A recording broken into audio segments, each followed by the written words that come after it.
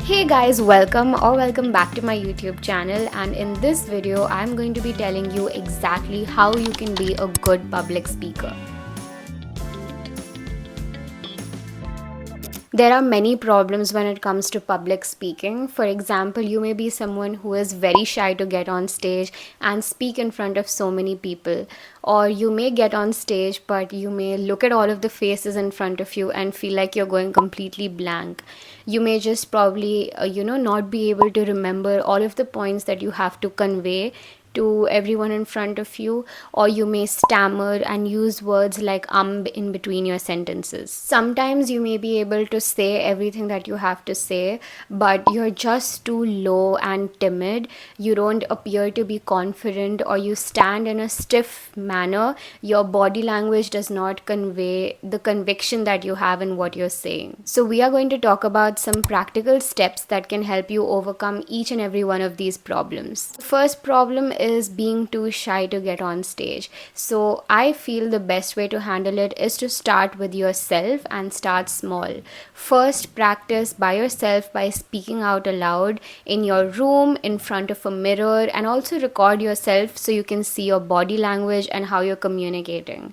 Then start with a trusted friend, and then maybe go on to a small group of friends. It can then move to a class presentation, and slowly, before you know it, you will be able to face a larger group of people. The second problem is you're on stage and now everyone is looking at you, waiting for you to begin, waiting for you to say something, and all you can see is their faces and you go completely blank. So I think the solution to that is you should not directly give eye contact or stare into their eyes. Instead, look at some point on their forehead. So that makes it look like you are making eye contact and you are looking at people that are sitting in front of you, but at the same time you're not actually looking at them. That helps you reduce your fear. Another method is to look at a point far away on a wall, but I would not recommend you do that the entire time you're speaking. Otherwise it'll look like you're speaking to the wall and no one will feel engaged or a part of the conversation, or what you're saying to them will not be conveyed. So the key is to kind of look around and make it seem like you're making eye contact with everyone who's sitting, but in reality you're not really doing that, and that will help you reduce the fear of individual people looking at you and waiting for you to say something. Instead, it will look like a crowd or an audience that you're addressing, and you will feel more at ease to speak to them. The third problem is you may feel like you're not good at memorizing things and you forget all of the points that you had to say on stage. Now, this problem mainly occurs when you have memorized the entire script word for word and you are prepared to deliver it exactly that way. So, when you're on stage and you get distracted or your mind strays for even just a second, you forget the entire flow and you don't know how to continue because you don't have a point to fall back on, or you don't have key points in your mind that you need to mention during your speech.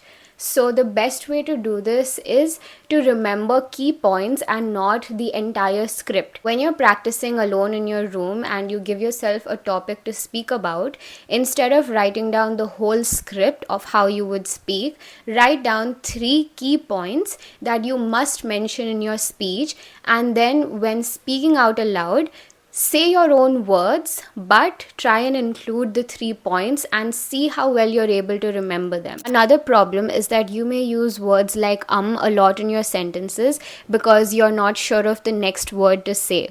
This is a very bad habit because it can make the other person seem like you don't know how to speak well, you're not fluent in your communication, and they quickly lose interest. So the best way to handle this is to record yourself speaking. For example, speak for 5 minutes continuously and check the number of times you're using words like like, and try and reduce those words in the next time you record. So once you count the number of times you're using such words, try and replace it with short pauses in your speech. It is much better to take a pause for 1 or 2 seconds and continue what you're saying instead of saying like, So try and practice that continuously, and the more you practice, the more you'll be able to reduce the number of times you use this in your speech. Even in your day-to-day life, when speaking to friends or people around you, do your best not to use words like this.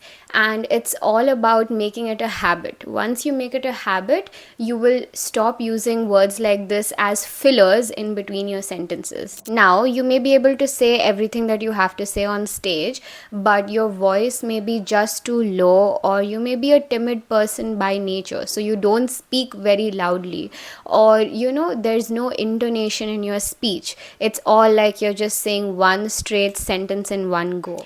So if that happens with you as well, the best thing to do is to take a deep breath, calm yourself, and speak from your chest and not your throat. Speak as if you're talking to the last person sitting at the back of the room. You want to be audible to everyone who's present, whether in the first seat or the last seat. So when you're alone in your room, practice speaking out aloud and check how loud you're being and how audible you are. Is there clarity in your speech? And also try modulating your tone. So instead of speaking in just one tone throughout your speech, you need to add variations to your tone which keeps the people engaged in what you're saying. For example, if you're talking about something exciting, you use a tone of excitement, like, I was just so excited to be doing this today. So when you speak this way, it brings more liveliness into what you're saying.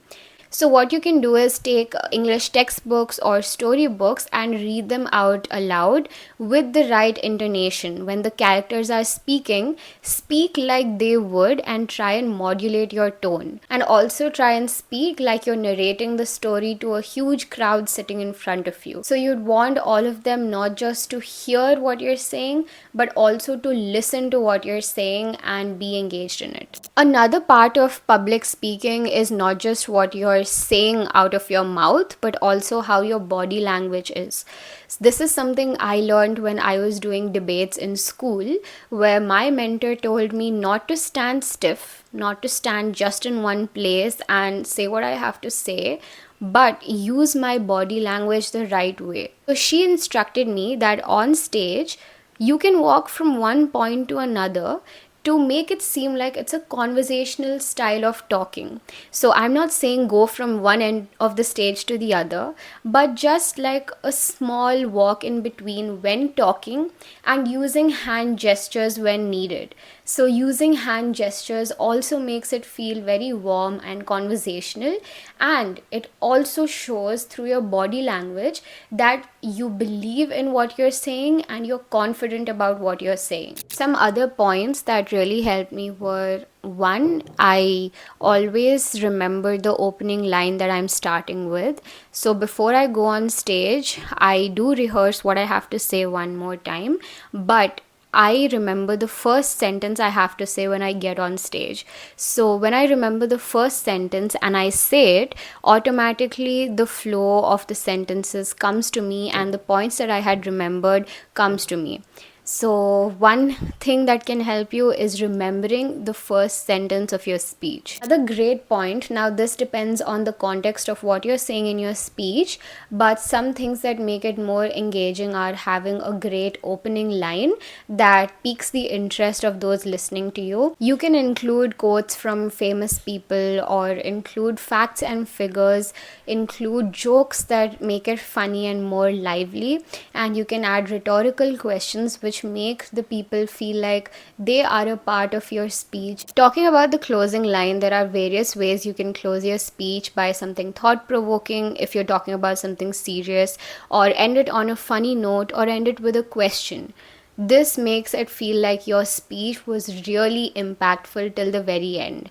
And another key point to remember is, in case you get lost in the middle of your speech and for some reason you have forgotten what you have to say next, do not panic and do not feel like you have to abruptly leave. Instead, what you can do is take a deep breath, If you cannot recollect anything at all, just say, I have come to the conclusion of my speech and I thank everyone for listening. That shows that even though you forgot a few points, you ended it on a strong note. And in that moment, if you feel like you can't say all that also, just say a thank you and leave gracefully. The worst that is gonna happen is you may not win something, or you may not have conveyed everything that you had to say, but it is a learning experience, and the next time you'll be able to handle it even better. And the final thing that I do to make myself feel better before going on stage is giving myself a pep talk. This is very important because if you say it and you believe it, they will believe it too.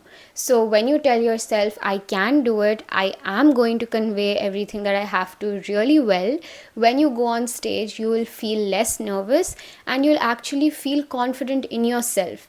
When you're confident in yourself, automatically the confidence will show on stage and others will be confident in what you're saying. Before you go on stage and speak publicly, just tell yourself you've got this, you've practiced and prepared well, and you are going to go on stage and speak fluently. You're going to speak your mind and do it confidently. Don't worry if you don't get results immediately, or if you're still shy or you're still nervous.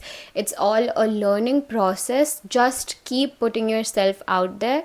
The more you do it, the more you will get experience, the more you will get confidence and practice, which will help you be perfect. That's it for this video, guys. I hope you found it helpful, and if you did, don't forget to like, share and subscribe to my YouTube channel, and I'll see you guys in the next video. Bye.